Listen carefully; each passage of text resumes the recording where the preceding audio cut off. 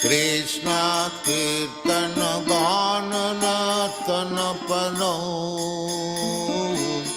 Premamritam Manidhi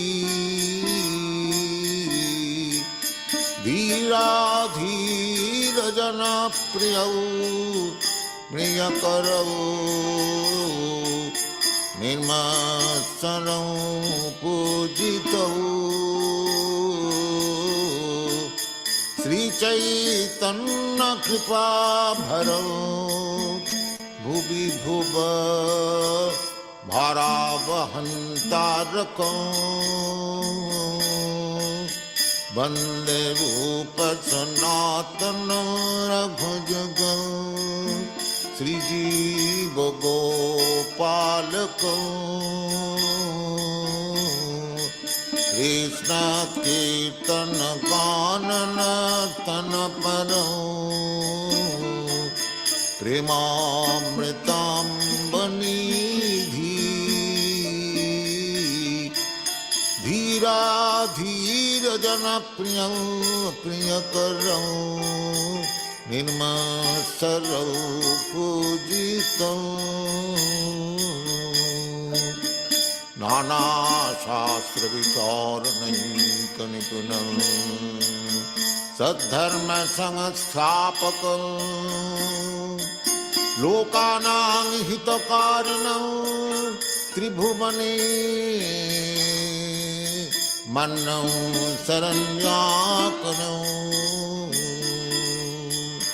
Nana Shastra Vicharanayika Nipunam Sadharma Sanghastapakam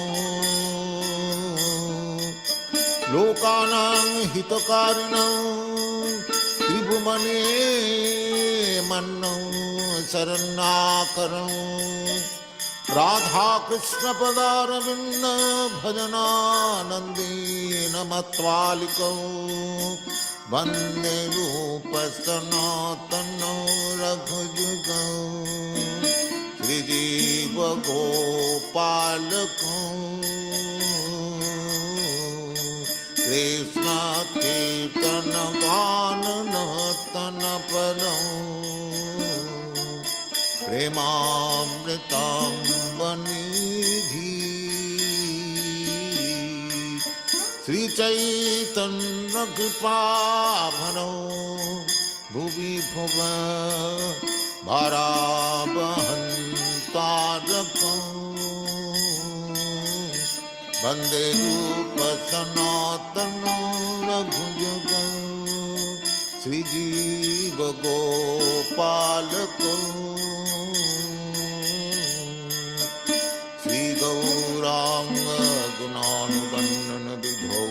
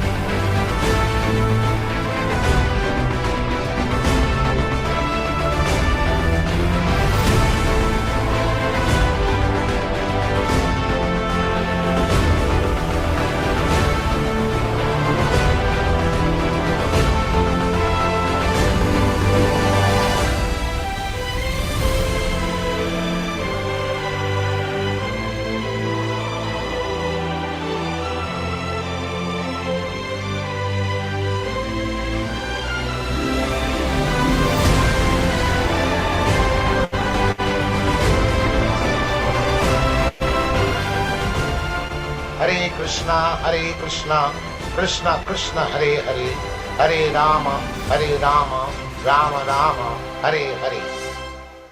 Hare Krishna, all glories to Śrīla Prabhupāda and all glories to the Prabhupada Disciples Association. and the Hare Krishna Society, and good to see you, Vijaya Pandit. In Italy, I know you're on traveling Sankirtan, and he's doing a very commendable service to Śrīla Prabhupāda. He's printing books in Italian, translating them, and he's also on a marathon for the whole month of December to go door to door and distribute the books. Door to door is a very effective way of meeting people and connecting with them and distributing the transcendental nectar of Śrīla Prabhupāda's message to them. So our hats off to him and his efforts to do that. And if you're interested in supporting his work, you may donate to us at the Hare Krishna Society charitable organization. We've been incorporated since 2002. And just recently, we, by Krishna's mercy, we started a campaign to publish some books of Śrīla Prabhupāda. And that was very successful. And we're moving ahead with that, by the way, just so everybody knows. And victory to the service that all of you have participated in with us. It is a collective effort, and you'll be blessed. We do not, I've been mentioning it at our classes, but we are volunteers to this program. And, I'm happily engaged in devotional service to please our spiritual master, Śrīla Prabhupāda, which is the goal of the devotee. One who says he is my devotee is not my devotee, Krishna says in the Nectar of Devotion. But he who is the devotee of my devotee, he is my devotee. So like that, you work in disciplic succession. And in this way, you build up your credits, spiritual credits in devotional service. And in this way, you can make advancement in spiritual life. The bottom line is service. That's it. Bhakti Yoga. We read it in the Bhagavad Gita, excuse me, every day, that you have to take up service. Okay, study is good, and memorize verses, so all right, okay. And but at the same time, really, after you finish your memorization, then you implement that service in some important way. And one of the most important things is the distribution of books. So like I said, Vijaya Pandit has a program. If you want to donate, you can come to our website, and you can be in touch with either myself or Yaśodā-nandana Prabhu, and we'll give you the specific information and how you can donate to our society. And in this way, we can advance you need Lakshmi. Let's be real here. It's not that things go on without any Lakshmi. Look at the way that they waste money with these useless wars. And Ramagava, they spend billions of dollars killing each other instead of channeling the money into helping people and educating people in the science of self-realization. They spend it on killing each other.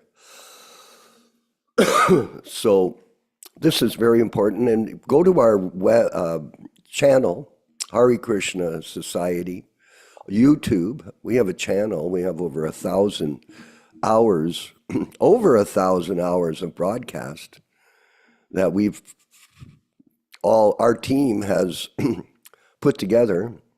And we want to thank all the people that are co-hosting our efforts here at the programming, the Zoom calls. because without your support, things do get very difficult. Myself and Yaśodā are not really that astute when it comes to this technology stuff. But with the teamwork that we have put together, we're marching forward. And these classes are very valuable, as you know, because with association of like-minded God brothers, you get inspired.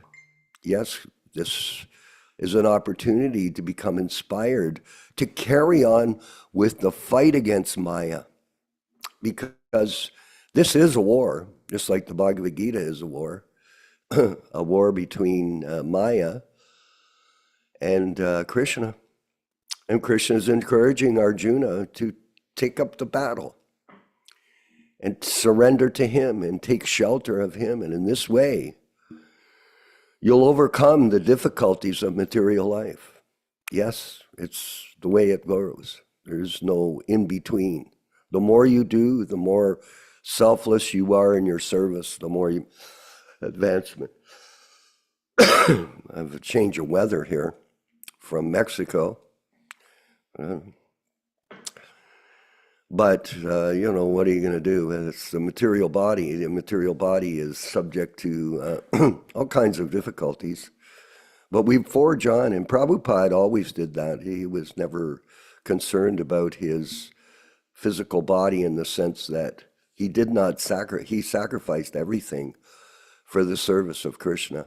And we'll get back in the near future to reading the diaries. But today, we're going to carry on, and I wanted to mention that Yaśodā-nandana Prabhu really rung a bell with me when he said the other day at our program that when you read the Nectar of Devotion, you're actually associating with Rupa Goswami. So this Vani presence that Prabhupada is blessing us with, and the association of Rupa Goswami, is a great opportunity for everybody here in this program and everybody that comes to these programs to make real advancement in spiritual life by association with the disciplic succession coming down from Lord Chaitanya Mahaprabhu. Very important. Don't minimize our group. We do our group, all of us, all of you. We don't minimize the words of the spiritual master. We don't. In fact, we accept them 100% as the truth of why we're born, not in between. People wonder why we speak like this. Because there is so much compromise, especially in the ISKCON group. I have an aversion to it, personally, you know that, attachment and aversion. I have an aversion to people that compromise. I may not say it to them, but I think it. Why are you compromising? Don't do it. And we're going to go to the Nectar of Devotion. I've been reading the Nectar of Devotion, and it's just terrific. So we'll read a section from chapter 13. I apologize for the cough here. The importance of chanting Hare Krishna. Hare Krishna, Krishna Krishna, Hare Hare, Hare Ram, Ram Ram, Hare Hare, is very strongly stressed in the second canto. First chapter, 11th verse of the Śrīmad-Bhāgavatam, in the following way. Shukadeva Goswami tells Maharaj Parikshit, "My dear king, if one is spontaneously attached to the chanting of the Hare Krishna Maha Mantra, it is to be understood that he has attained the highest perfectional stage." Sorry for interrupting, but I had that realization, Ram Raghava, when I was at the airport in Mexico, that there's tens of thousands of people in that airport, tens of thousands, there's 25 million people in that city. And I was the only one at the airport chanting the holy names. The only one. So if you have developed an opportunity or a taste for chanting, you're blessed. Because all the other living entities are simply wasting their time going forward in the cycle of birth and death. It is specifically mentioned that the karmis who are aspiring after the fruit of results of their activities, the salvationists who are aspiring to become one with the Supreme Person, and the yogis who are aspiring after mystic perfections, can achieve the results of all perfectional stages simply by chanting the Maha Mantra. Shukadeva uses the word Nirnitam, which means it is already decided. He was a liberated soul, and therefore he could not accept anything which was not conclusive. So Shukadeva Goswami especially stresses that it is already concluded that one who has come to the stage of chanting Hare Krishna mantra with determination and steadiness must be considered to have already passed the trials of fruitive activities, mental speculations, and mystic yoga.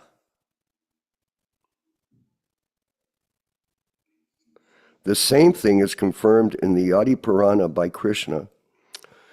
While addressing Arjuna, he says, anyone who is engaged in chanting my transcendental name must be considered to be always associating with me.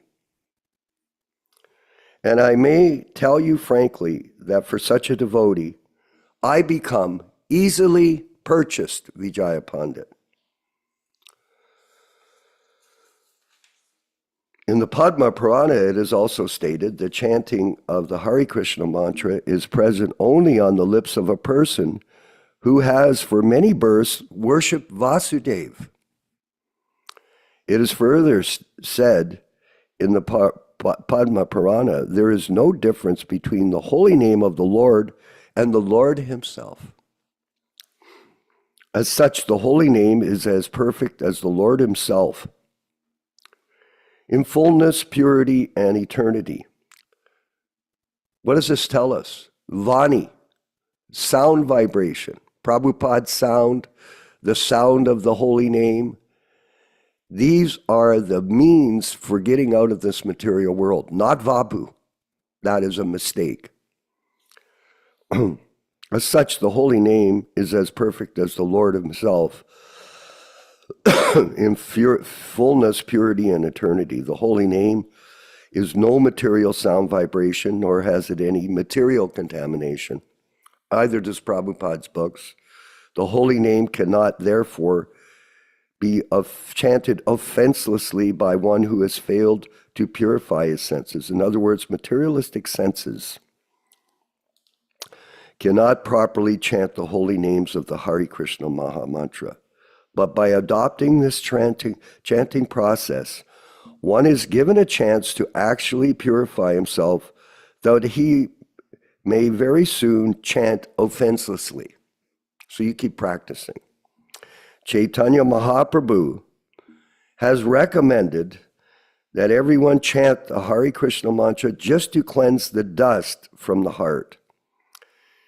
If the dust of the heart is cleansed away, then one can actually understand the importance of the holy name. For persons who are not inclined to clean the dust from their heart and want to keep things as they are, it is not possible to derive the transcendental result of chanting the Hare Krishna mantra. So it's qualifying this chanting. One should therefore be encouraged to develop his service attitude towards the Lord, because this will help him to chant without any offense. And so, here it is critical, under the guidance of a spiritual master, A.C. Bhaktivedanta Swami Prabhupāda, His Divine Grace, disciple is trained simultaneously to render service and at the same time to chant the Hare Krishna mantra. So they go hand in hand, just like a train goes on two tracks. You chant the holy name and you render service, just like we're asking people to participate in our book distribution publishing.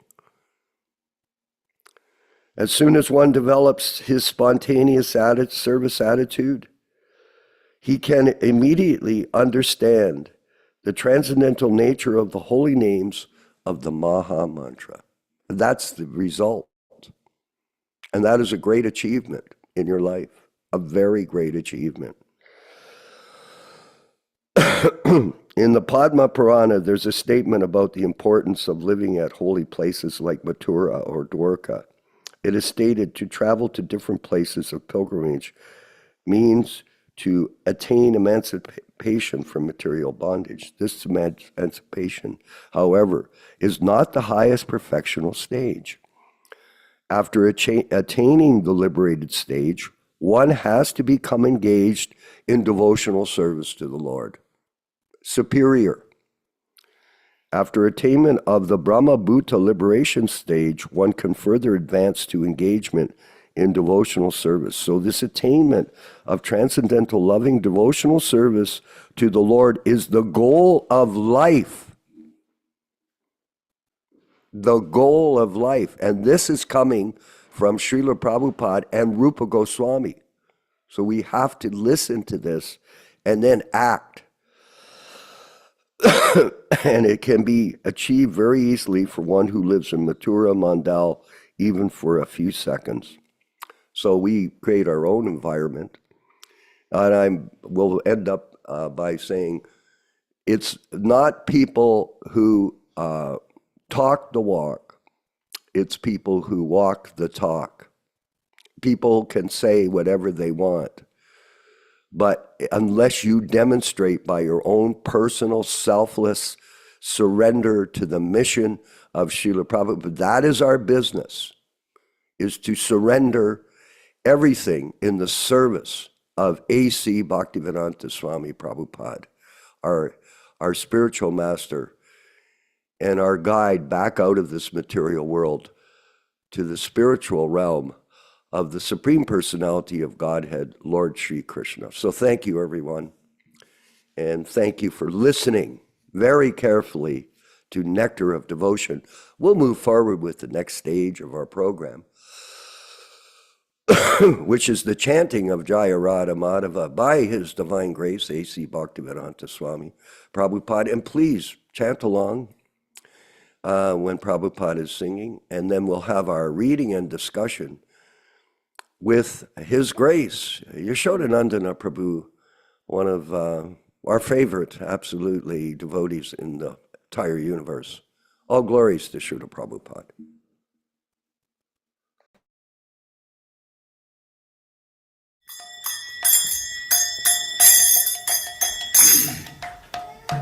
Sai.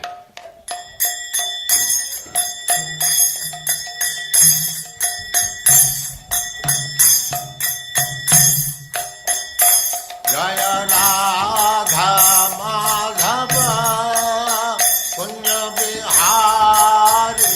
Jaya Radha Punya Bihari. Jaya Radha Madhava Punya Bihari. Jaya Radha Punya Bihari.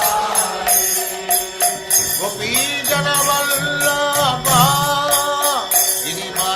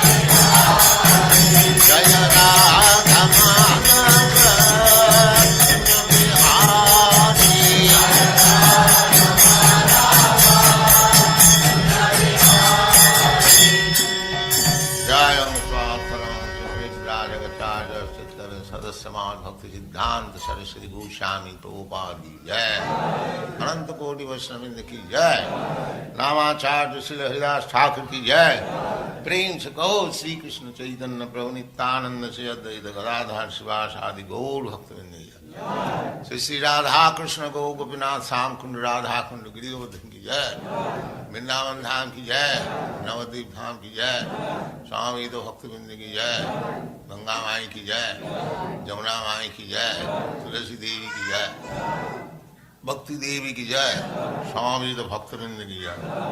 All glories to the assembled Lord. All glories to the assembled Lord. Thank you very much.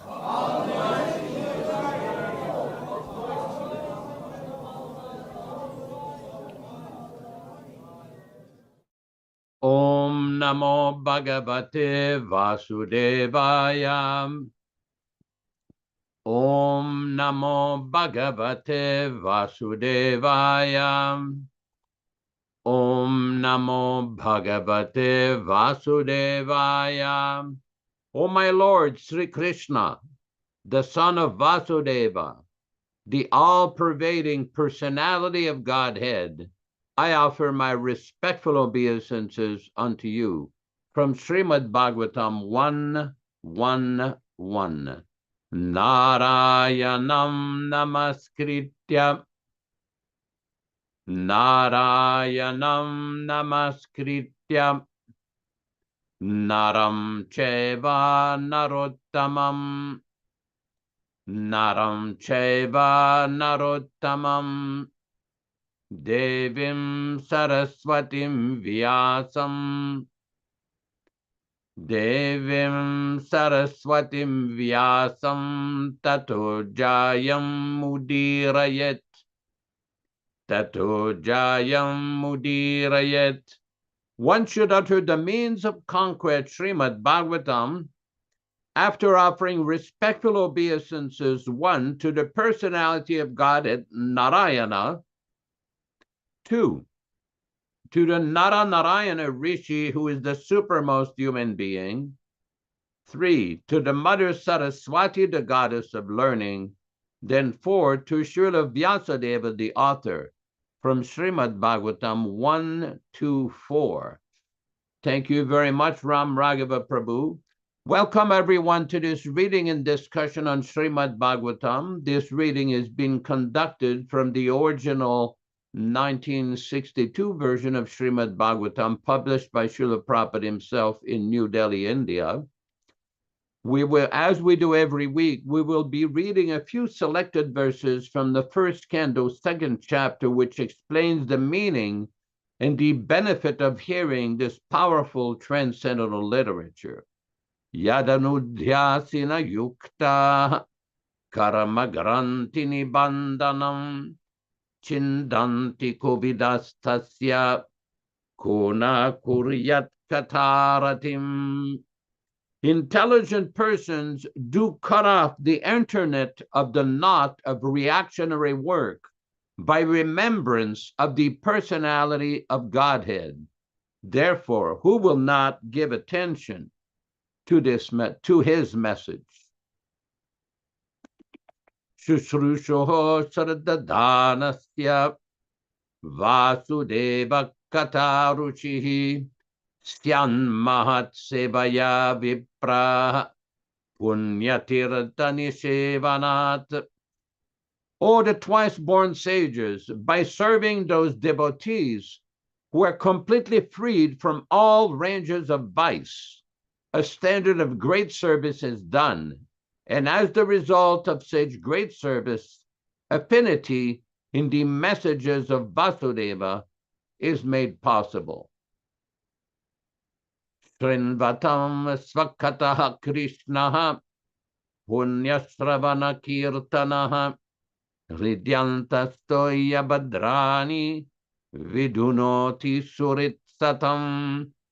Sri Krishna, the personality of Godhead, who is also the Paramatma in everyone's heart, and the benefactor of the truthful devotee, does cleanse the desire for material enjoyment in the heart of the devotee who has developed the urge for hearing his, Krishna's messages, which are themselves virtuous when properly heard and chanted.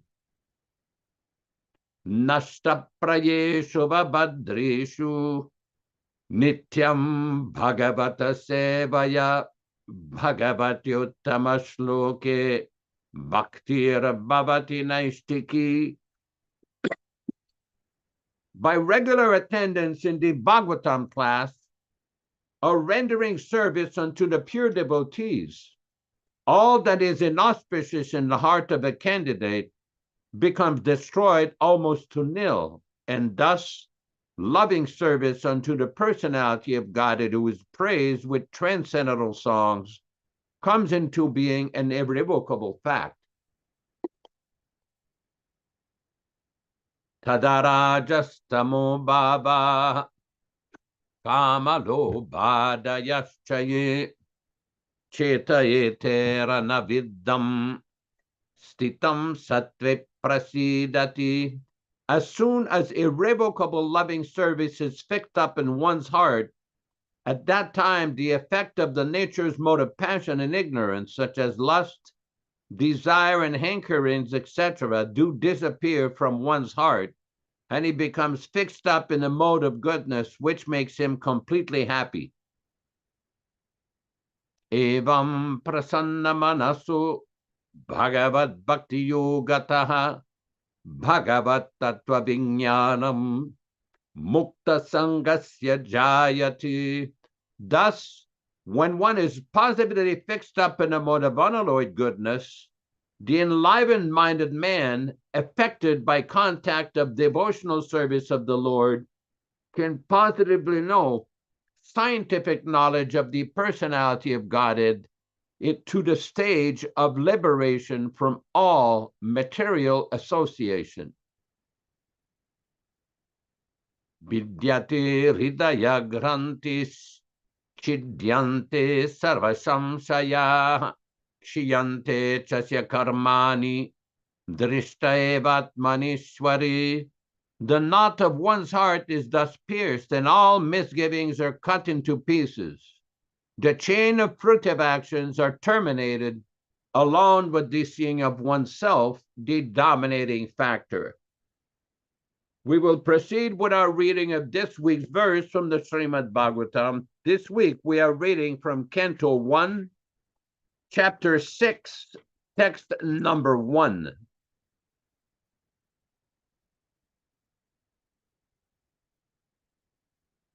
Sutta uvacha evam nishamya bhagavan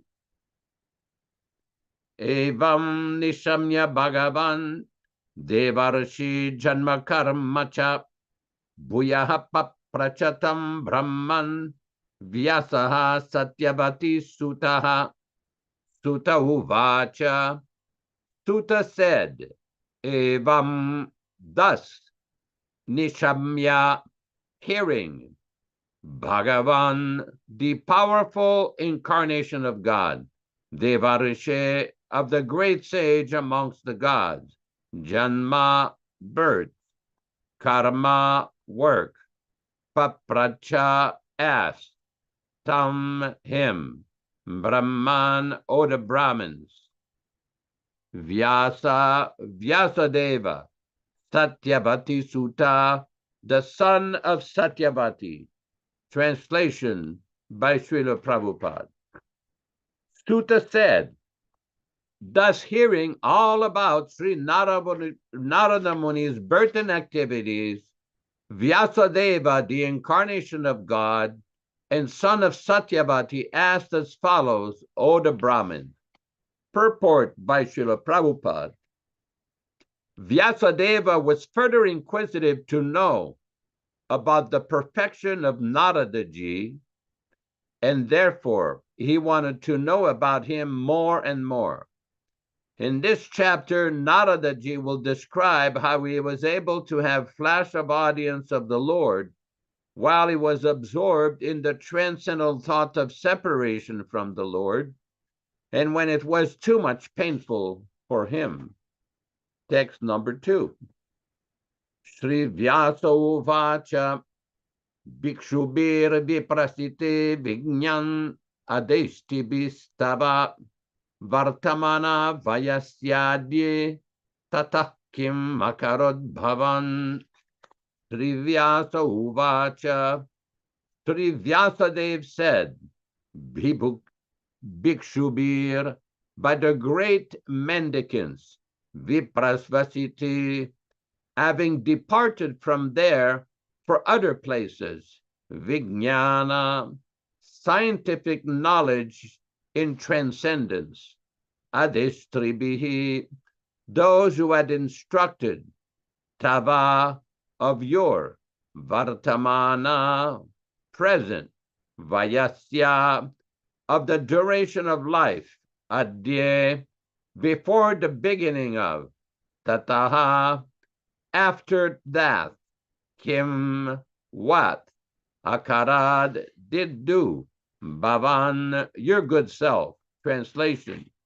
Sri Vyasadeva Sri Nārada-ji, what did he do after the departure of the great sages who had instructed him about scientific transcendental knowledge before the beginning of the present birth? Purport by His Divine Grace, Śrīla Prabhupāda. Vyasadeva himself was the disciple of Nārada-ji, and therefore it is natural to be anxious to hear from him. What did he do after initiation from the spiritual masters? He wanted to follow Narada's footprints in order to attain to the same perfect stage of life. This inquisitiveness of the disciple to inquire from the spiritual master is an essential factor to march progressively on the spiritual path. This process is technically known as Saddharma Precha. Om Ajnana Timirandasya Jnananjana Shalakaya Chakshuran Militam Yena Tasmai Shri Gurave Namaha.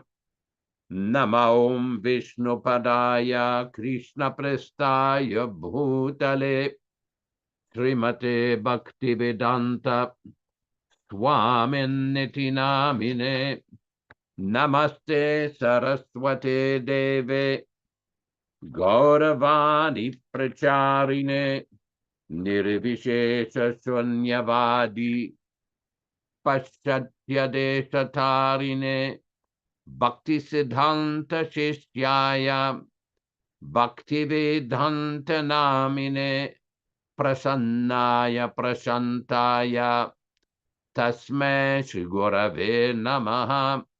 Bhagavad Vandanam Khadyam Guru Vandana Purvakam Kshiram Sharkara Yuktam Kadati Visheshataha Adadana Strinam Danter Idam Yachi Punaha Punaha Śrīmad Padam Bhoja Dhulishyam Janma Janmani Amsho Bhagavato Smyaham Sadadaso Asmi Sarabhata Tat Kripa Pekshako Nityam Tat Preshta Satkaromi Swam Sri Krishna Chaitanya Prabhu Nityananda Shri Advaita Gadadhara Srivasadi Gaura Bhakta Vrinda Hare Krishna Krishna Krishna Hare Hare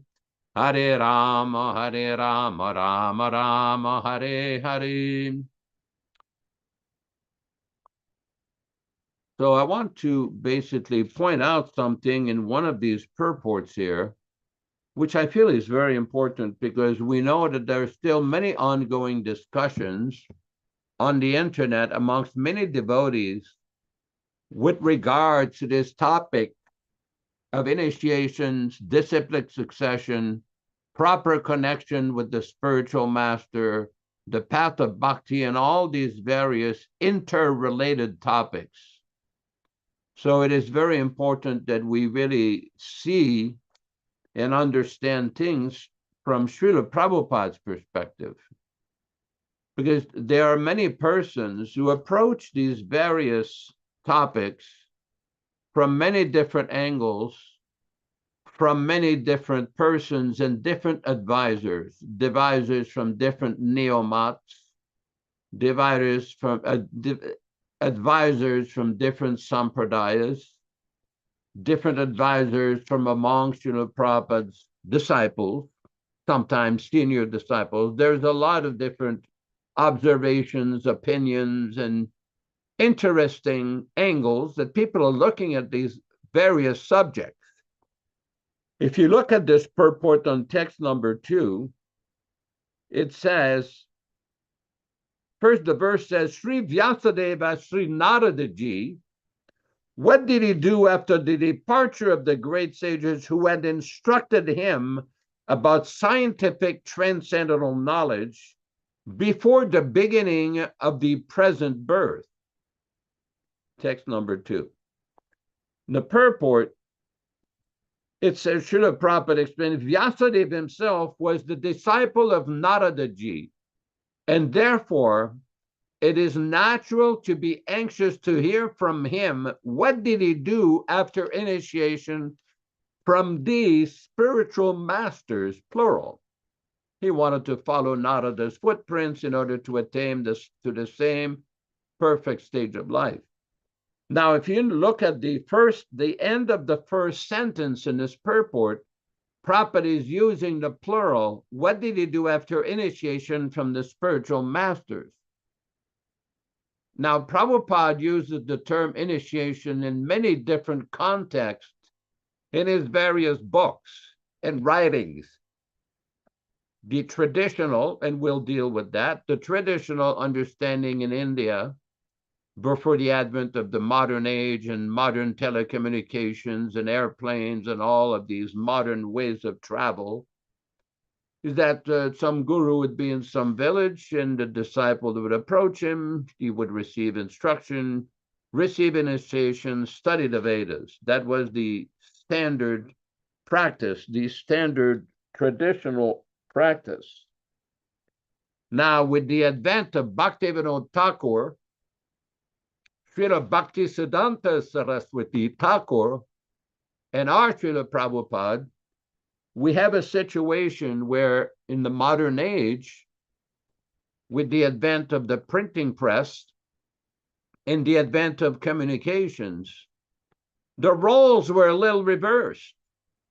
Everyone is familiar with Srila Bhaktisiddhanta Saraswati Thakur's statement that the Briyat Mridanga is the most important mode of preaching. Srila Prabhupada used to often say, you can do kirtan with the Mridanga, and you can hear it for a few blocks, a few city blocks. But the Briyat Mridanga is the printing press, where you print literature, devotional literatures, authorized bona fide literatures, non-interpolated, non-adulterated literatures, and that's called the Briyat Mridanga. It goes all over the world. And this is what Bhaktivedanta Thakur started with, sending the first book about the life of Lord Chaitanya to McGill University in 1896. Śrīla Prabhupada was born in that year. Śrīla Prabhupada was born in that year. So it is quite significant that he started a transcendental revolution. So when Prabhupada used the word initiated, this is used in the sense of beginning. Initiation does not just mean an initiation ceremony.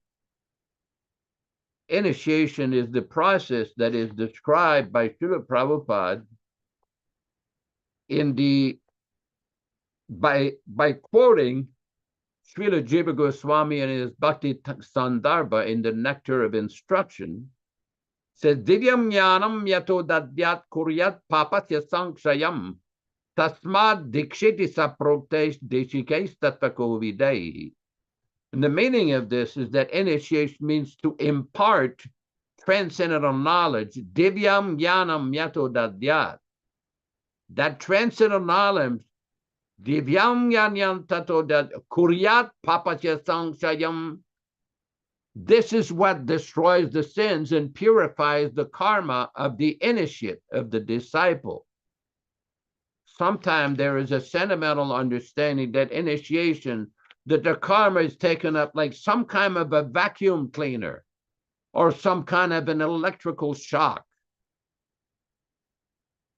It is done by the transmission of transcendental knowledge from the bona fide authorized spiritual master to the disciple. How did Śrīla Prabhupada conduct initiations during his manifested presence? Now, those of you who were there during Prabhupada's manifested presence, you know that Śrīla Prabhupada did not personally, physically, was there for every initiation. Many times he started by 1972, 73, as so many people were joining the movement, people like GBCs or temple presidents, some sannyasis. Okay, somebody made a comment, the negative comments yesterday about ISKCON. We will deal with that a little bit later, Canto Prabhu. Sometimes Prabhupada would depute or basically allow certain persons to chant on the beads, to give the name, and he would authorize the ceremony to be conducted by a disciple to do it on his behalf. And the understanding was that Prabhupada was the Acharya, he was the Guru, and these people were still his duly initiated disciples. Although physically he may not have been there during the initiation ceremony. Now, he conducted many of these initiation ceremonies himself. This is an unprecedented arrangement. Now, in this verse here, Prabhupada said, initiation from the spiritual masters, plural. He's obviously referring to instructions of the spiritual master. He's not specifically mentioning a fire sacrifice or a ceremony. So this topic of initiation has to be understood in its proper context. Many persons misunderstand that just the ceremony of initiation constitutes everything. No, there is a process. The process starts way before the initiation ceremony. In Sanskrit, it's called Purācārya. Śrīla Prabhupada describes that in the Chaitanya Charitamrita, where he explains that before we initiate candidates, they have to be in the temple for 6 months, chant the rounds, follow the regulative principles, engage in the program of purification, engage in the Samkirtan, engage in the sadhana, and when they're recommended by an authorized representative, like in the case of many times temple presidents, GBCs or sannyasis, Prabhupada, most of the time, like 99.9% of the time, would approve. And the person would be initiated. This was an unprecedented area in Gaudiya Vaishnavism. Nobody ever did that before, to do initiation through various assistants or proxies or representatives, but to facilitate the preaching, to facilitate the progress and the expansion of the Krishna consciousness movement and the mission, the bona fide mission of Sri Chaitanya Mahaprabhu. Śrīla Prabhupada did that. And like that, he did so many new introductions. Now, this is a very important point because many people do not understand Prabhupada's practical application according to time, place, and circumstance. Several devotees who were in Badger, California, Puranjan, myself, and Jagjivan, we compiled a little paper called Time, Place, and Circumstance, which basically deals with the various aspects of Śrīla Prabhupāda's preaching, which had never been done before. A sannyasi engaged in matchmaker for his disciples and marrying his disciples. Sannyasis in India don't get involved like that. Allowing men and women to live in the same building.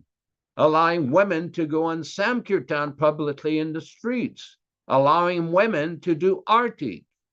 If you go to Tirupati, Udupi, Srirangam, Parthasarathi Temple in Madras, Rameswaram, Badrinath, Rameswaram, Dwarka, Jagannath Puri, Vrindavan, the women are not doing arti. It's the tradition in India that men do arti. Prabhupada turned that upside down. Women leading Sankirtan, women giving Bhagavatam class, women outside in the street preaching and distributing Bhagavatam in profuse numbers, doing amazing service. These were all unprecedented activities of the empowered Acharya, the Shakti Avesha Avatar. Shakti Avesha Avatar means that this person is especially, Shakti means power, Avesha means empowerment, Avatar means incarnation. These great Acharyas like Madhva, Ramanuja, Śrīla Prabhupāda, Bhaktisiddhanta Saraswati or Bhaktivedanta Thakur was a magistrate, was a judge. No previous Acharya had been a judge in the court.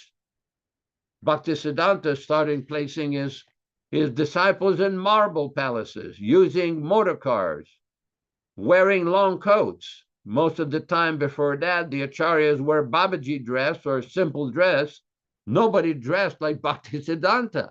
Nobody took motor cars, even if they say there was no motor cars. But the point is, these Acharyas introduced many ways and means to expand the preaching of Krishna consciousness, which were unprecedented before. This is a very important point because some critics say they follow the tradition. Of course, they're silent on this point, which tradition they follow and where they get their information about tradition. We follow the tradition of His Divine Grace A.C. Bhaktivedanta Swami Prabhupāda, the Founder-Ācārya of ISKCON and the current Acharya of the Krishna Consciousness movement. That is the follow. This is the person we follow and his original teachings. Now, many persons have different interpretation, and we respect that. People are entitled to their pious belief and their realizations and their basic experiences, many of them with Śrīla Prabhupada. But now that 46 years later, after Śrīla Prabhupada's departure, we have to be careful because now people are coming, oh, I was there, and Prabhupada told me that you can't do things that way, you can't do things. Oh, really? But when we check with Śrīla Prabhupada's teachings, when we verify whether or not these alleged encounters or so-called conversation with Prabhupada really happened, many times it comes out blank, zero. There are no entries. That's why it's best to check with Prabhupada's teachings itself. Because there could be many contradictory accounts. Somebody will say, yeah, Prabhupada appointed so-and-so. Somebody else will say, no, Prabhupada said, no, this is not correct. So we have to verify and discuss and debate on the basis of Prabhupada's books with proper understanding. There has to be correct understanding. First of all, we have to define. Just like if you go to law school and you practice law in a law firm, and many times in complex lease negotiations, commercial lease negotiations, before they start to discuss the lease itself, they'll have pages and pages of definitions. That in this document, lease shall mean this, the term shall mean this, indemnification shall mean this. There are so many different clear definitions which are agreed to by both parties. So in order to understand what is initiation, we have to go very deep into Śrīla Prabhupada's teaching. What is initiation? According to Prabhupada, not according to the neo-mats, not according to different advisors who were involved in disobedience of the order of their own guru, not according to different sampradayas, according to Prabhupada himself, then we can get a clear understanding. It is not complicated. It is not difficult. It's not a big mystery of confusion. It only becomes confusion when people put themselves as absolute authorities on the basis of their managerial position. Those who were nominated as managers for the properties and the affairs of ISKCON should not conclude that they have become absolute authorities. And we've seen the result. Right from the start, these people insulted and blasphemed Śrīla Prabhupada by stating that they wrote the process of initiation according to consultation with higher authorities. Excuse me, you consulted with higher authorities than Prabhupada? You found some higher authorities in the Krishna Consciousness movement besides Śrīla Prabhupada?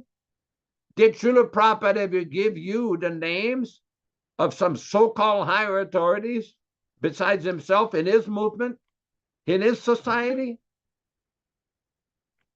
You can see where this leads. Once they start thinking that they've consulted with higher authorities, there's no end. It's a very slippery slope. You know, sometimes for those of you who live in Europe, in Switzerland, and in some parts of France, also in some parts in America, like Colorado, when there's a lot of snow, they will give advisory. Be very careful if you go on such and such road, there might be avalanche. Des avalanches. Why? Because it's very dangerous. Once that snow starts to fall, there's tons and tons of wet snow that goes at pretty fast speeds. And if you're down a road below, you can get killed. Or if you're playing in the snow above, you can also get killed. So when people start speculating and thinking they know more than the spiritual master, that they can interpret whatever they want on the basis of a managerial position, this is what happens.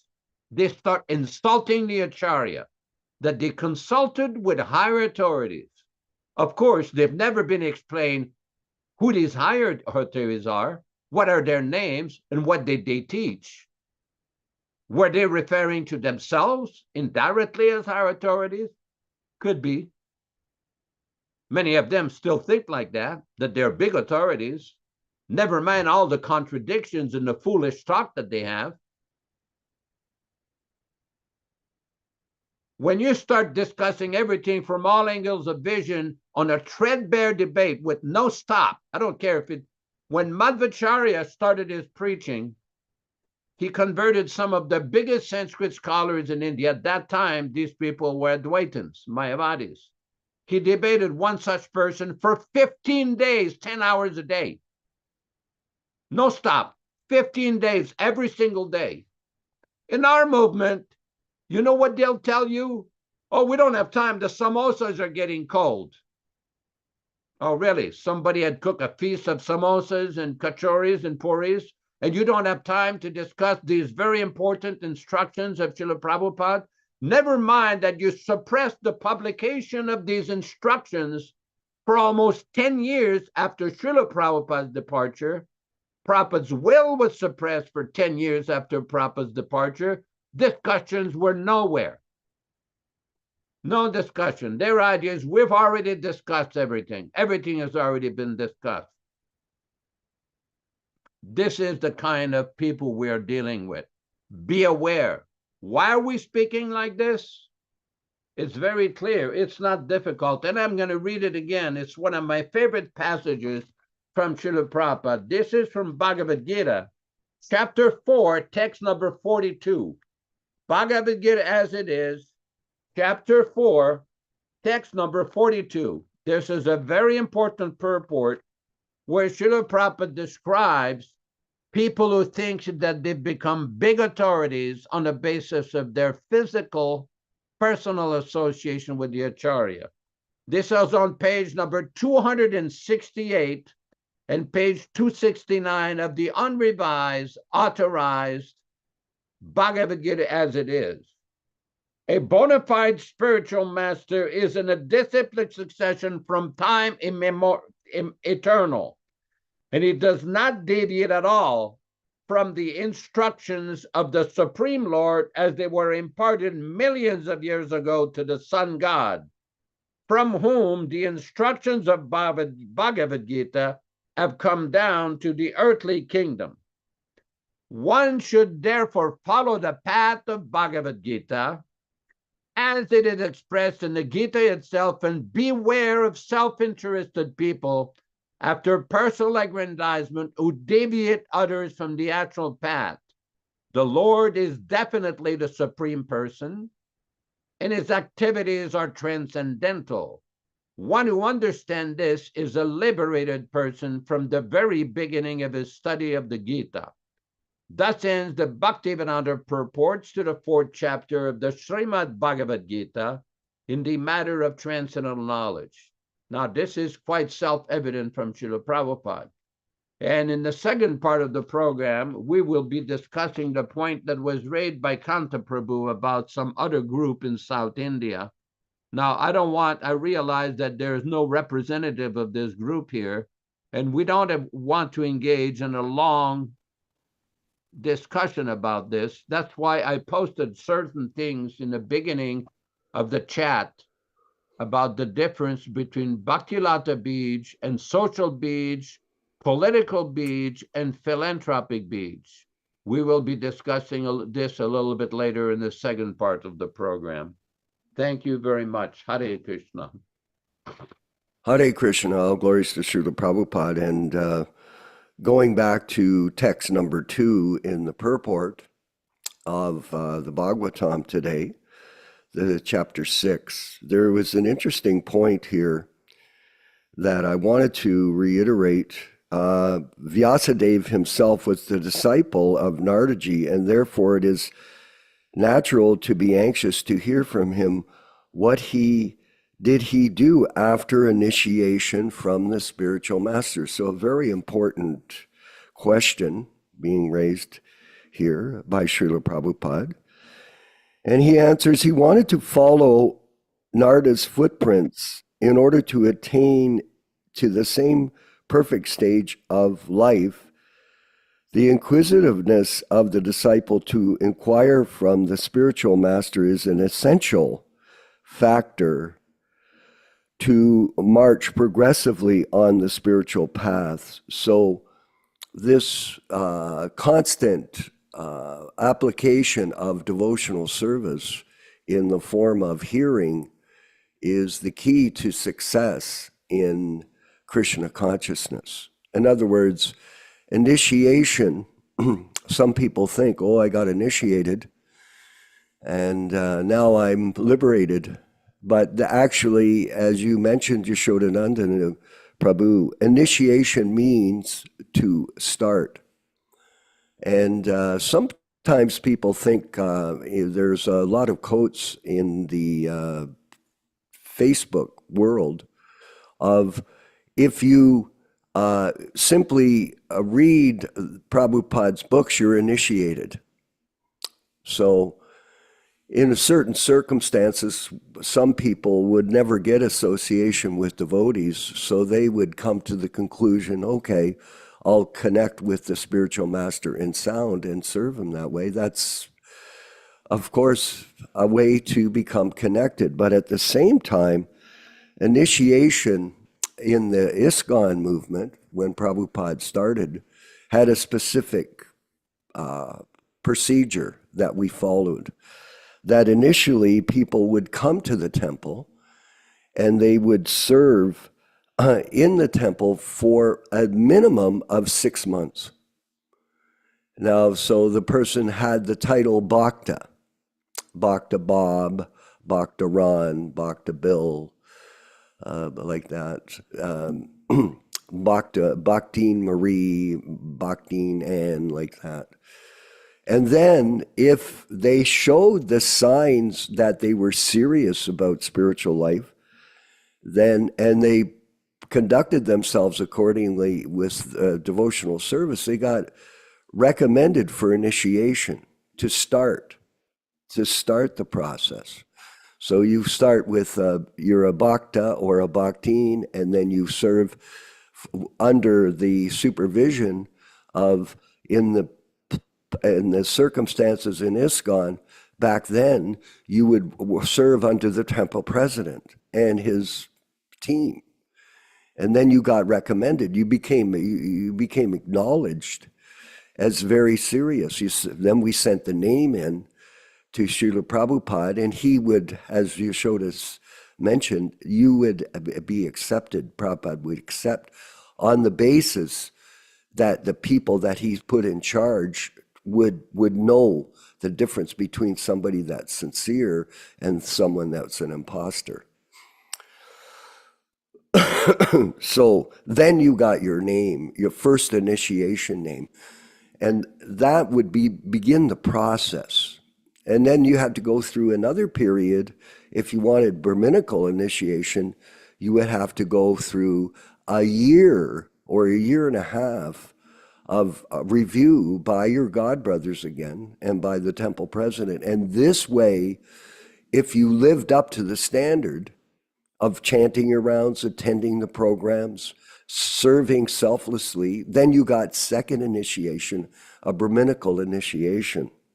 So it was a qualification process, and it was formal. Formality is very important. It's like Ram Raghava. When you get married, do you just go and say, "Oh, I'm married to you"? No. And she says, "Oh, yeah, okay, we're married." Oh, you can get a common law marriage. Yes, in the modern society, people get that. But you go before the court and you sign a marriage certificate. It's a formal. And it's not only formal, it's legal. In other words, when you get a divorce, guess what happens? Your wife gets half of your property. Yes, it's like that. So it's serious. And that's understandable because the governments want that the marriage is serious and the people stay committed. And the way you do it is to put these laws in order, in place. So initiation is very important. And it's a formal commitment in front of the fire, in front of the Vaishnavas, in front of the deities. Yes. And people that take it whimsically, that's not good. If you get first and second initiation, we are conducting initiations. And on the 8th, we had initiation with 3 new Prabhupada disciples. And it was done in coordination with Krishna Kishore in Mexico. And Yaśodā-nandana Prabhu gave the names, and Krishna Kishore came to Mexico to where I was staying, and we walked together, and I chanted on the beads for these people because Prabhupada wasn't physically here. But we did the same system, and we insisted that these people remain serious about their relationship with Śrīla Prabhupada and with this association that we're setting up or have set up to continue this process of initiation. And a lot of people criticize it.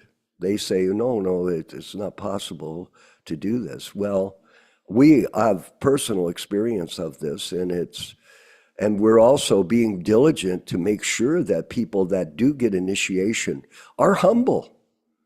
They don't blaspheme each other. They don't criticize each other. They remain in a humble state of mind and continually work together cooperatively to spread the Sankirtan movement with this group. Sure, there are many different groups that are around and they're claiming initiation. And you're entitled to do that. You can, as some people think, well, I got initiated in a dream. I had a mother, she said, I asked her, how did you get initiated? She said, I dreamt that Prabhupada came to me and gave me my name and I became a disciple. And then she's going after and breaking the rules and regulations constantly in confusion. So this is whimsical. This is serious. And we want to thank everybody that's got initiation by the grace of the devotees in this association, and they're following the process strictly and trying their best to live up to a very high standard. And we have the rules, Ram Raghava. I wanted to send them to you. I'll send them for next week. Of all the rules that we have set up for people to follow, excuse me, in order to get this recommendation for initiation, and then after to carry on in the process of devotional service with a commitment to Prabhupada in the mission that we have, to protect his legacy, to print and publish books, and to encourage each other to remain fixed up. That's the purpose of these programs, by the way, is to get association. We have all of these nice devotees, Arjuna, Joe Felice, with Jiva Goswami, Susan Shepherd. All of you are followers of Prabhupada, and we hope that some of you will eventually come forward and look for an initiation. And we encourage that. If you're not that serious about it, then continue on following. It's quite all right, because that's how you begin to mature in your spiritual life. You mature, you get better. You become more convinced. The more you hear, the more you associate with first-class devotees, people that are surrendered as best as they can to the process excuse me, of Krishna consciousness and following in the footsteps of Śrīla Prabhupāda. Because the main problem in this society is sound pollution. That's what people are most affected by. And this sound pollution comes in the form of prajalpa, people talking, rumor mongering, criticizing, fault finding, talking nonsense, talking trivia, talking politics, talking all kinds of things. And in this way, their consciousness becomes polluted. But in our association, we're very fixed on Prabhupada's messages. And you can hear Yaśodā-nandana Prabhu in the conversations that we have. He repeats Prabhupada's names hundreds of times in his talk. We're constantly focused on Prabhupada as the spokesperson. We're not trying to give our opinion. You have to give your expression, Rama Raghava. You give your expression of your realization. And it's based on Prabhupada's words. This is how you do it. Like, for example, in the lectures that we listen to, I know when I'm always listening to the lectures, I'm thinking, I'm listening to Prabhupada, I'm going, that's a wonderful example. I have to remember to repeat that, not change it. That's what's going on. These people are becoming bridge preachers, like this person in Silicon Valley. He's a motivational speaker. He's like a Tony Robbins. Well, he has all the scriptures and he tries to support his statements through using Prabhupada's words to justify his position of making disciples. So very important that everybody is on the same page in terms of understanding initiation and the formality, the seriousness of it, and the commitment that is expected in this community of Vaishnavas to serve the mission of protecting the legacy of Prabhupada, Śrīla Prabhupada, in his books and in his speech and in his teachings. Yaśodā-nandana Prabhu, if you could further continue. These are very important issues because we see there's so much misunderstanding about this topic. And whenever we try to have serious discussion with various members of the official institution or sympathizers, many persons have great difficulty dealing with this, because the focus that they're presenting is not based on Śrīla Prabhupada. It's a sort of he said, she said, so-and-so senior devotee said. They have so many different other advisors advising them on so many issues which are not from Śrīla Prabhupada. So it makes things very difficult.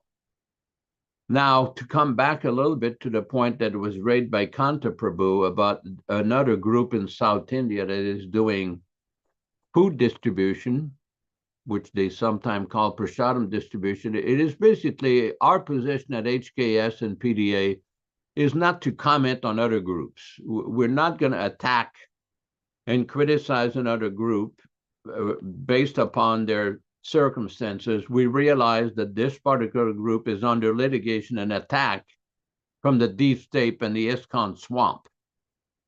And as such, it may be reasons whether or not it's a public relations program or whatever reasons may be for that program.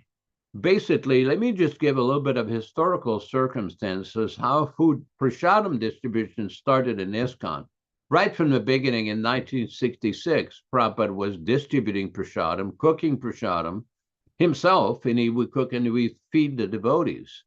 Then gradually he trained devotees. The first person was Kirtananda Swami, Keat Ham, trained him to cook, and gradually devotees were being trained by Śrīla Prabhupada how to prepare and offer the prasadam.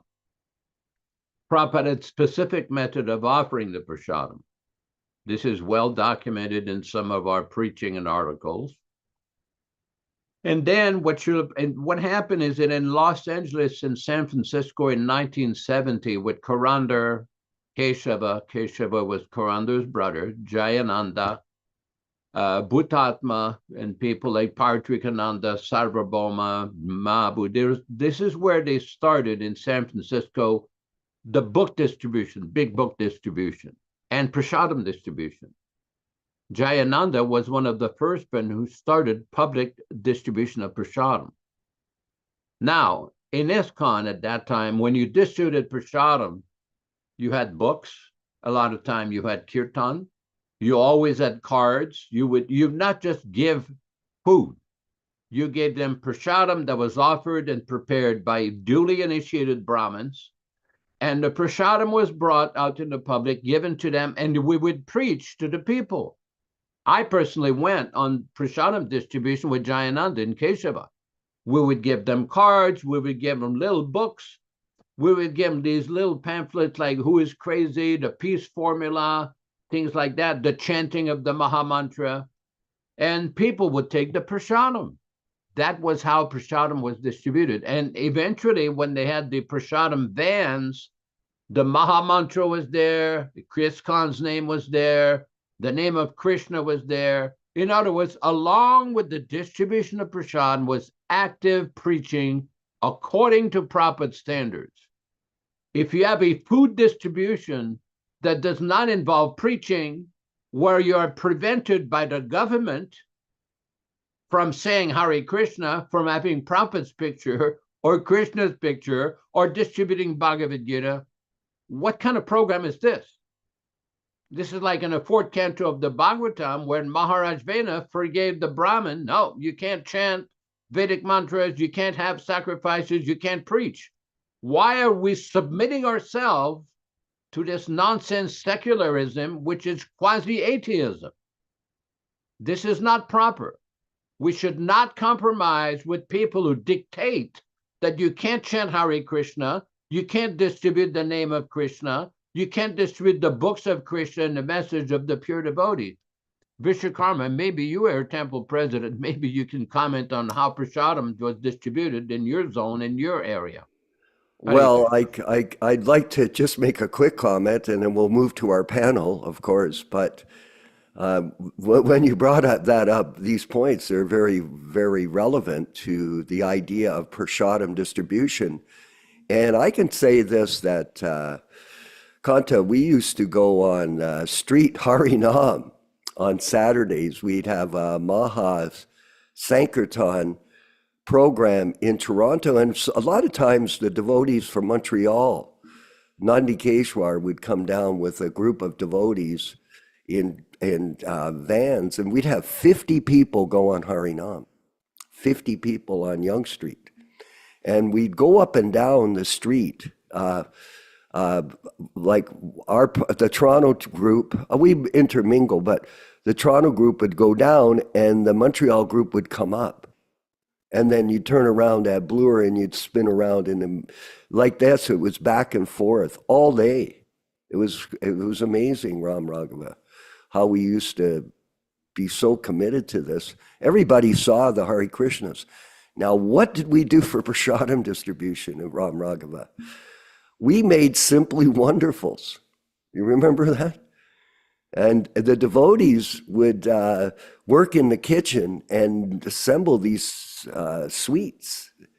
And we bring them out in baskets. And we go up and down the streets and hand out Simply Wonderfuls on Yonge Street, give them cards to invite them to the Sunday feast, and then entertain them with the chanting of the holy name. And this way, we surcharged the whole city of Toronto. Because remember, the city is one of the most important cities in the world, Toronto City. And we would gloriously transmit the transcendental vibration of the holy name and distribute prasadam, distribute invitations to the Sunday feast, and distribute books all at the same time, all day. And it would spiritualize the whole city. So this was the Sankirtan method of distribution. And then we'd invite people to come to the temple. And then on Sundays, we would make the big feast. And then eventually we bought the big temple, and now it's a mecca for people from the East Indian community to go there. I'm not sure if the prasadam is offered properly or cooked properly by the members there, but nonetheless, this is going on. So I hope that gives you some insight. And we've got our panel, and we got Dharma Bhavana from Dallas, Texas, who's a weekly participant in our discussion, and we'd like him to make a comment for us here at the Prabhupada Disciples Association meeting. Dharma Bhavana. Hare Krishna, thank you. Yeah, I was just reflecting back, we all became devotees under a little bit different circumstances than now in the 1970s. And as far as the initiation, protocols, arrangements, I don't remember ever that there was any really complaints about it. It seemed to work smoothly. Prabhupada gave some, and everybody accepted it. Some idea, hey, you can take initiation, you work with your local temple authorities. It created a sense of cooperation.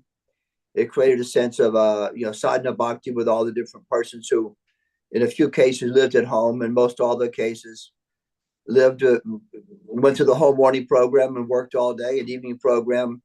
And it was real easy to, quickly in a few weeks, you kind of learn what the whole process was about.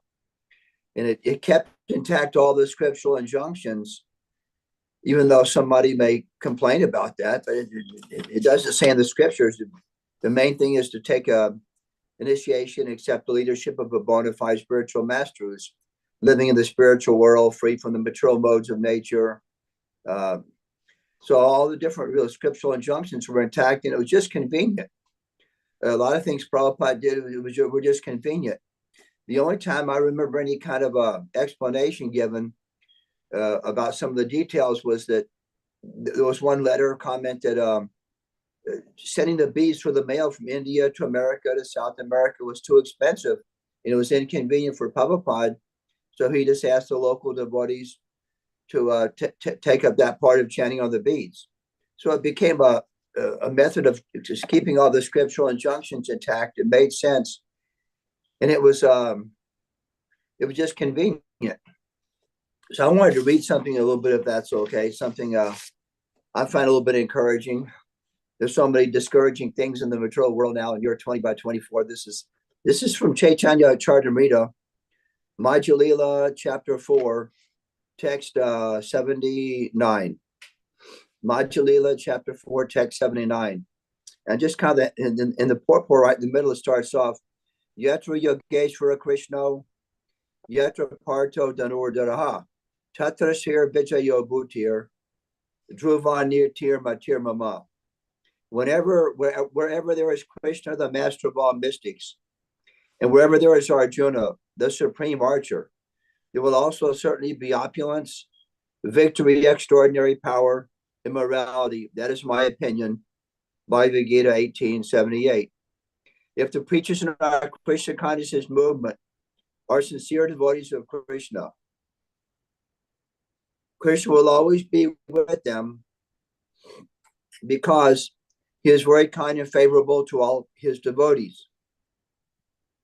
Just as Arjuna and Krishna were victorious in the battle of Kurukshetra, this Krishna consciousness movement will surely emerge victorious if we but remain sincere devotees of the Lord and serve the Lord according to the advice of predecessors, 6 Goswamis and other devotees of the Lord. As Narottam Das Thakur has stated, Tandera Charana Sevi Bhakta Sani Vas, Janme Janme Hoy Ayabilas. The Krishna consciousness devotees must always desire to remain in the society of devotees. Bhakta Sani Vas, they cannot go outside the Krishna consciousness society or the movement. Within the society, we must try to serve the predecessors by preaching Sri Chaitanya Mahaprabhu's cult and spreading his name and fame all over the world. If we attempt this seriously, within the society, it'll be successfully done. There is no question of estimating how this will happen in the mundane sense. Without a doubt, it happens by the grace of Krishna. Haribol. Thank you. Yes, this is a very interesting point. I'll just make a quick comment. A lot of people, they criticize us because we say, well, we went outside the Krishna consciousness ISKCON movement. But the fact of the matter is that when the people within the movement create so many offenses against Śrīla Prabhupāda, then it becomes intolerable for many of us. It was intolerable to be in that association. For example, we had this fellow Kirtananda in Toronto. Now Ram Raghava, he brought a German shepherd into the temple, a dog. And he was also demanding that, and Gopal Krishna as well, that we bow down in front of him. Now, it was absolutely abominable. These people were not qualified to accept this. They were being offensive to us as their peers. And this type of situation became intolerable. Now, there are many other situations. There are thousands of other offenses that have been committed since then, and against Śrīla Prabhupada blatantly by these people. Like, for example, in Toronto, the guru there, he referred to the deities as statues. These statues. And he insisted, I have direct information of this, of course, that there was a Hindu wedding being conducted in the temple. They were paying thousands of dollars to the temple as a donation so they could get, and they insisted that the doors of the deities after the arti at 12:30 be left open, which had never been done before. They be left open so these people could have their ceremony in front of the deities in the temple room. And then the reference was to the statues. Let them see the statues. This is intolerable.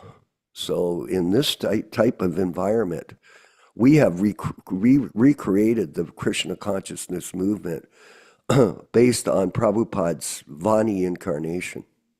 And that's how we're carrying on and enjoying association with like-minded devotees. I'm going to ask... Hare yes, Krishna. go ahead. Can I share something? Please, by all means. Yes, thank you. I'd like to share something about what you mentioned, Simply Wonderfuls. Yeah. Lecture in Los Angeles, July 20th, 1971. Prabhupada asked after a lecture, any question? And a devotee named Nanda Kishore asked, what happens to a person if we just give him out on the street one Simply Wonderful or some prasadam, one piece of prasadam? Prabhupada, that is wonderful, simply wonderful. Laughter. He has not tasted such wonderful sweet in his life. Therefore, you give him wonderful. And because he's eating that wonderful sweet, one day he'll come to your temple and become wonderful. Devotees, Jai, Prabhupada. Therefore, it is simply wonderful. So go on distributing the simply wonderful. Your philosophy is simply wonderful. And your Krishna is simply wonderful. The whole process of simply wonderful. And he acts wonderfully, and it is acting wonderfully. Who can deny it? Devotees, Prabhupada is simply wonderful. So I wanted to share that with you since you mentioned simply wonderful. And also earlier, Bhakta Karan had a question about the significance of the word, plural word, spiritual masters in the purport of the Bhagavatam verse that we read. Go ahead, comment on that, please. Was there a further? He was asking if Yaśodā-nandana Prabhu or yourself could comment on the significance of the plural spiritual masters. Oh, Yaśodā-nandana, please. Yeah, I basically dealt upon that to impress the point that Śrīla Prabhupāda uses the term initiation and spiritual master, singular and plural, in many different contexts. Because in this particular context, what it is obviously referring to, they initiated him into transcendental knowledge. There's no reference to a fire sacrifice or an initiation ceremony. It is basically a situation where they gave him instruction on the science of bhakti yoga, and that is considered his initiation. Śrīla Prabhupada many times used that word in many different contexts at different times. So basically, it's a pretty unique situation, because usually a person takes initiation from one spiritual master. So in this particular situation, it's described that he was initiated by several spiritual masters. Very unique. Hare Krishna. We've got Puranjana in California. Maybe, Prabhu, you could share some realizations at today's panel discussion. Hare Krishna. Let's see if he can get on. He's always... Hi, Bo. Oh, there he is, immediately on. Thank you, Prabhu. Hi, Bo. Yeah, I got some questions from some quote-unquote uninitiated people. Mm-hmm. And we were having a big discussion about initiation.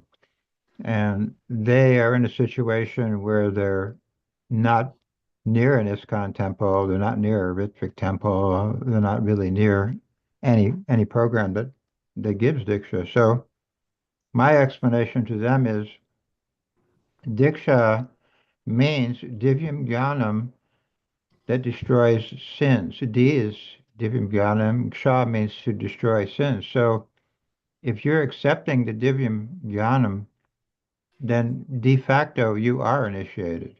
To initiate means to start.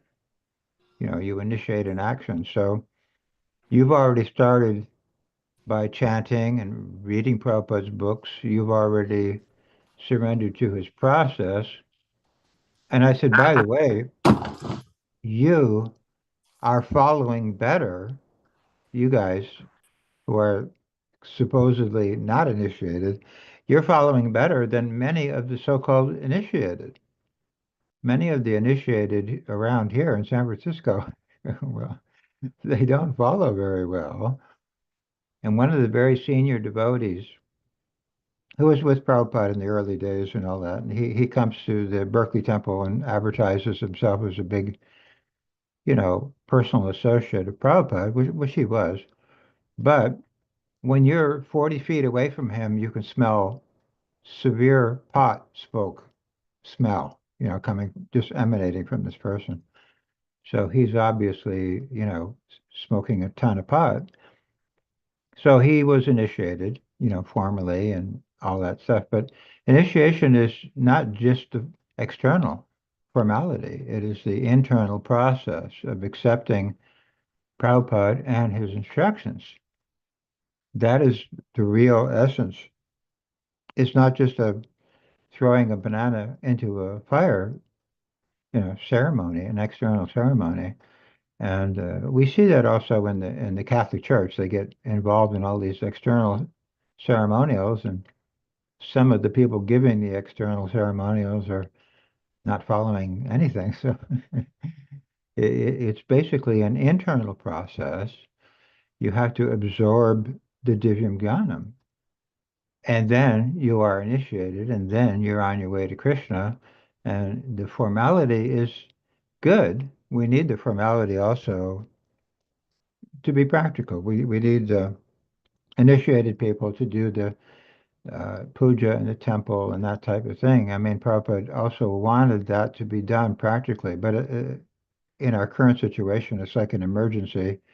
We just can't have people getting initiated formally the way it was done previously. So now we just have to tell people to absorb themselves in Prabhupada's materials and follow his process and consider themselves to be his initiated followers, even if you don't have the formal ceremony at the present time.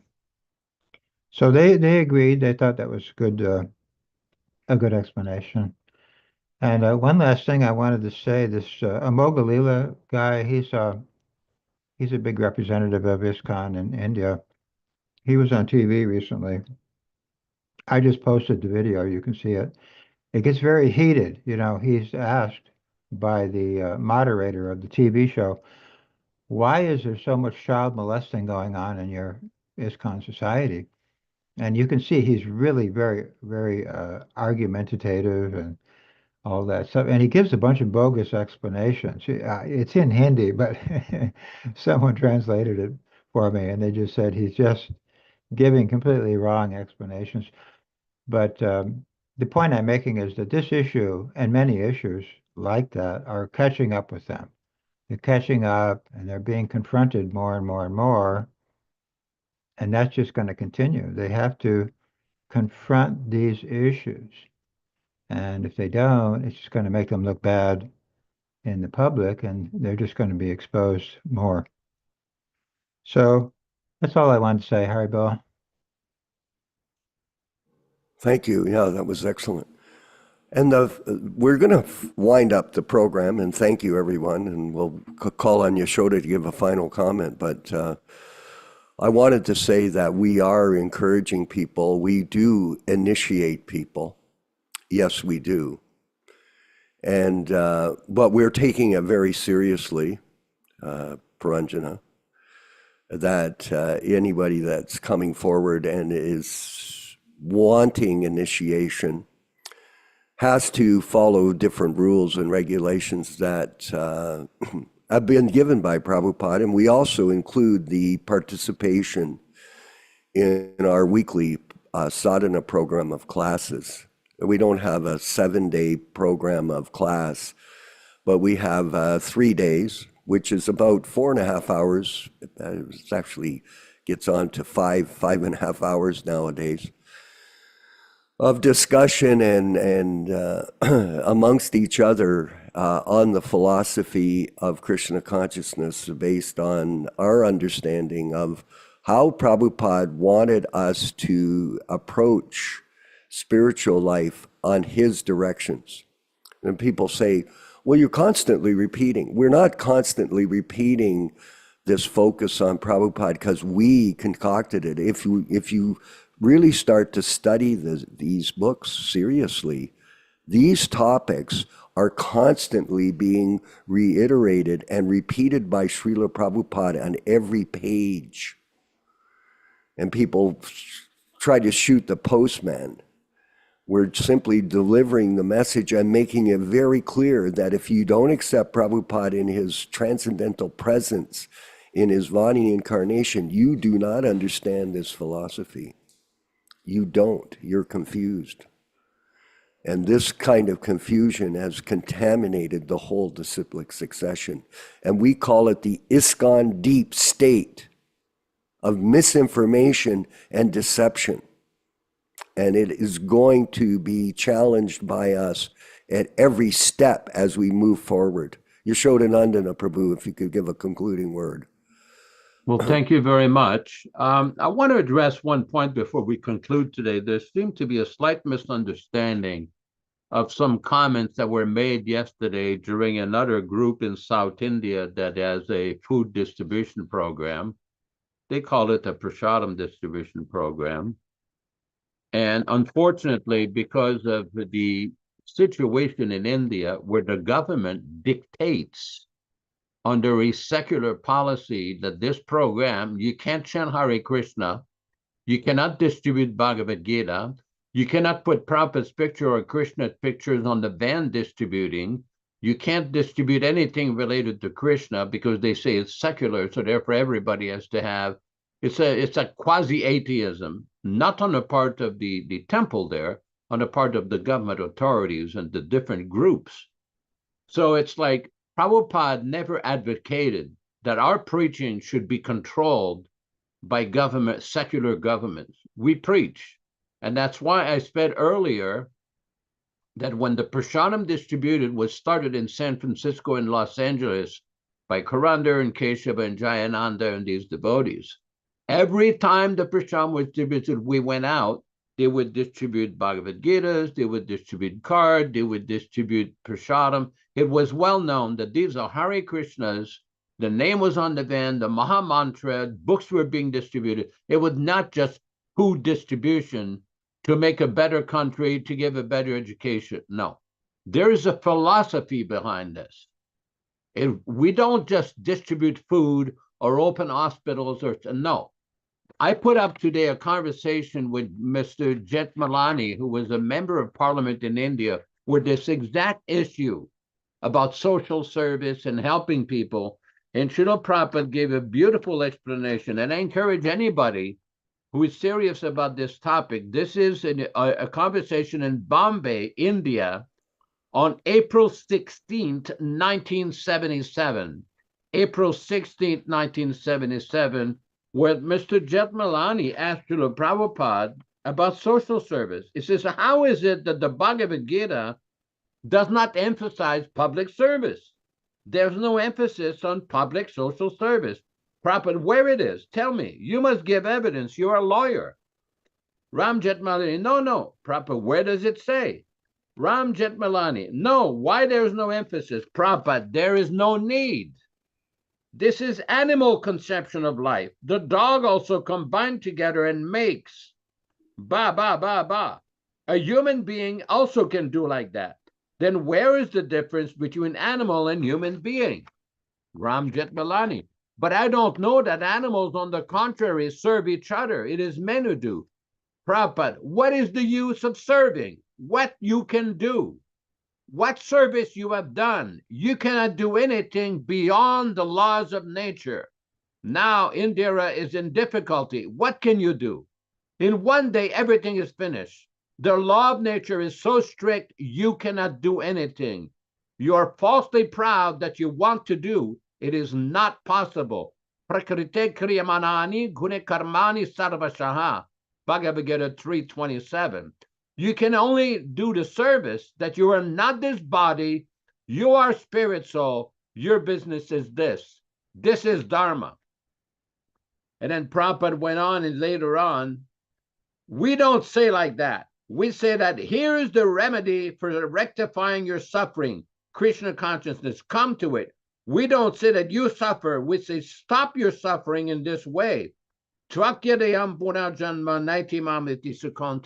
I humbly suggest and respectfully suggest to all the people that are advocating food distribution to give people a better education, to make a better country, to understand what Prabhupada is saying. There are many references in Prabhupada's teachings that he did not support this idea of school opening, hospital opening. We're not against these things, but this is not the purpose of the Krishna consciousness movement and Śrīla Prabhupada's preaching approach. we have to understand, especially when people are putting up pictures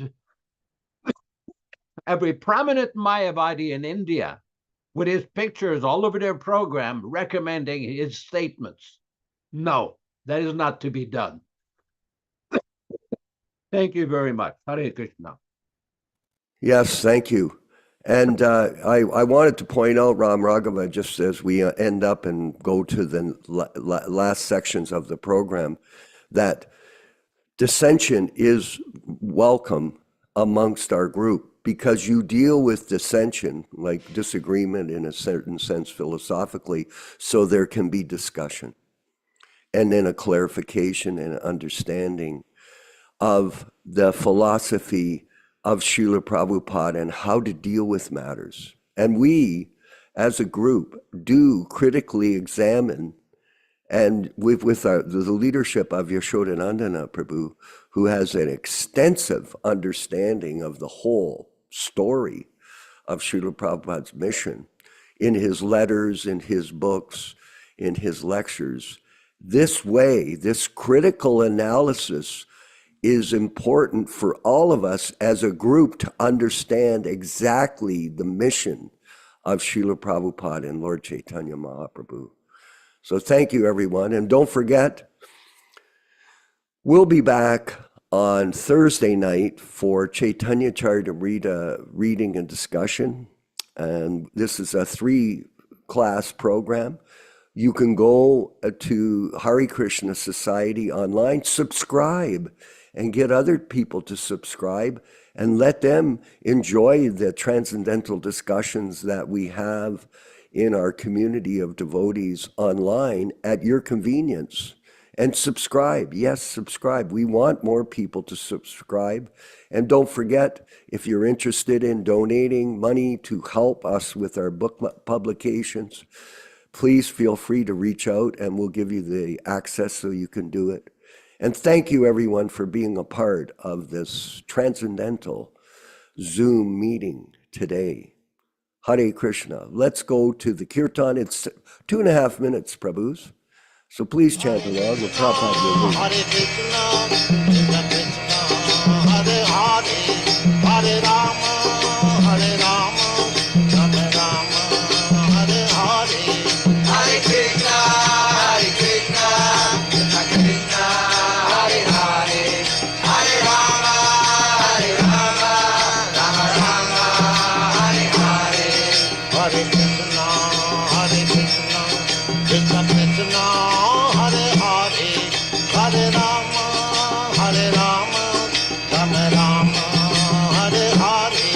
Hare Krishna, Hare Krishna, Krishna Krishna, Hare Hare, Hare Rama, Hare Rama, Rama Rama, Hare Hare. Hare Krishna, Hare Krishna, Krishna Krishna, Hare Hare, Hare Rama, Hare Rama, Rama Rama, Hare Hare. Hare Krishna, Hare Krishna, Krishna Krishna, Hare Hare, Hare Rama, Hare Rama, Rama Rama, Hare Hare. Hare Krishna, Hare Krishna, Krishna Krishna, Hare Hare, Hare Rama, Hare Rama, Rama Rama, Hare Hare. Hare Krishna, Hare Krishna, Krishna Krishna, Hare Hare, Hare Rama, Hare Rama, Rama Rama, Hare Hare. Hare Krishna, Hare Krishna, Krishna Krishna, Hare Hare, Hare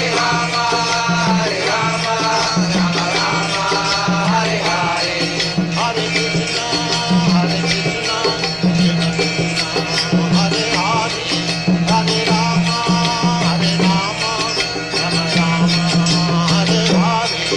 Hare Krishna, Hare Krishna, Krishna Krishna, Hare Hare, Hare Rama, Hare Rama, Rama Rama, Hare Hare.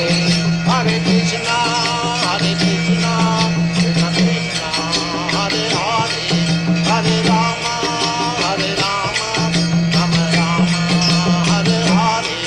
Hare Krishna, Hare Krishna, Krishna Krishna, Hare Hare, Hare Rama,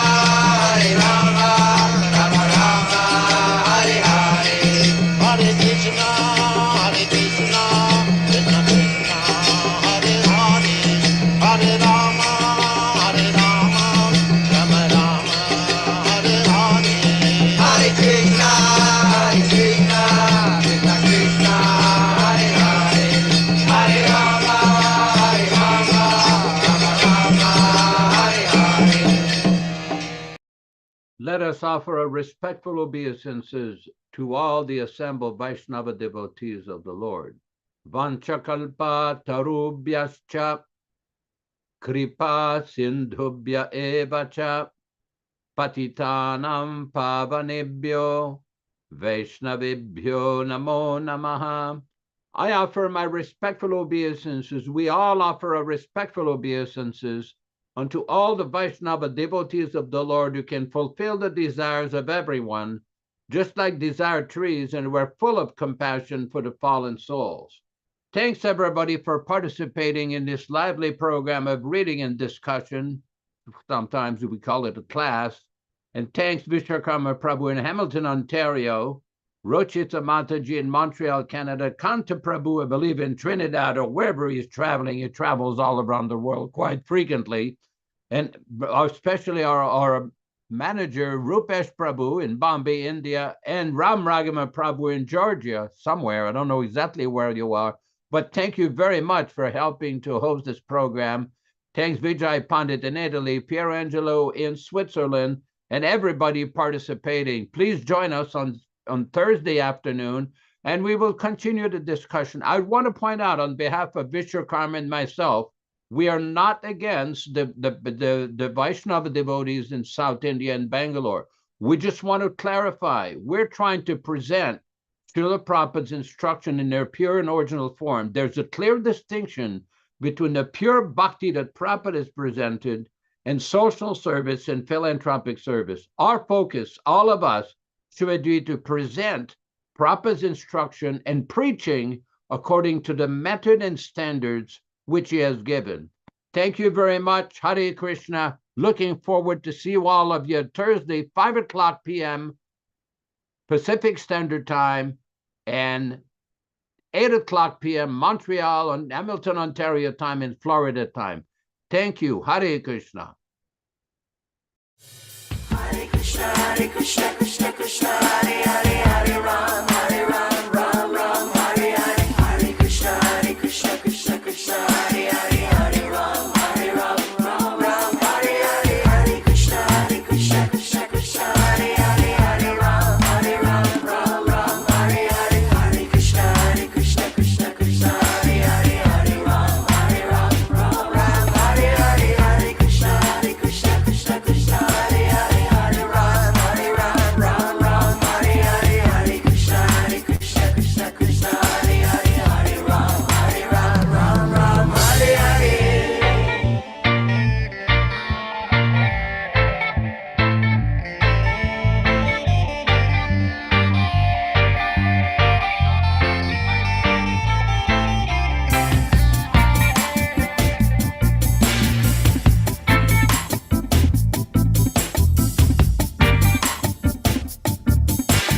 Hare Hare, Hare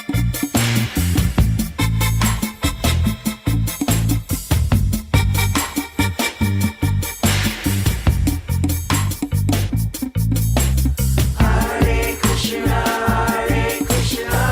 Hare Krishna,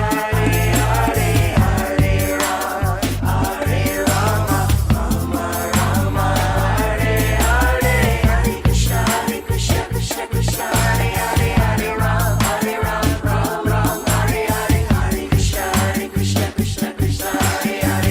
Hare Hare, Hare Ram,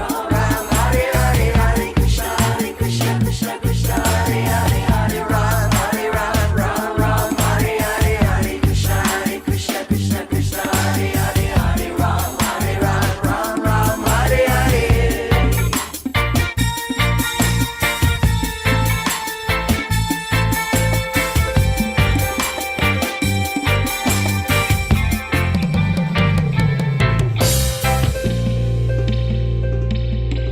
Hare Hare.